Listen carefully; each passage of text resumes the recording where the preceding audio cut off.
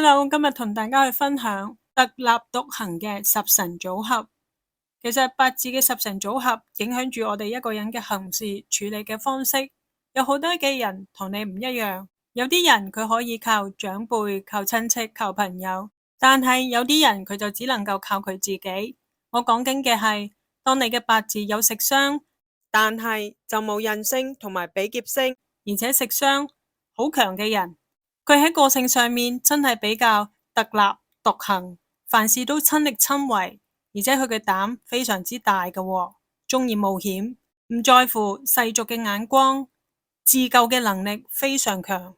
通常呢一啲人好難可以借助到印同埋比劫嘅力量來幫助到佢自己，佢只能夠發揮自身食傷嘅作用，自強自立，自己救自己。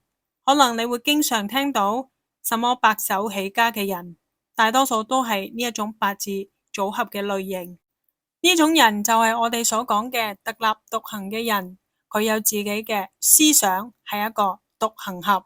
每個人嘅人生處世方式各有不同，各有千秋。我哋冇必要去批評別人好古怪，去評論別人嘅人生，評論別人同埋你嘅處世態度唔一樣。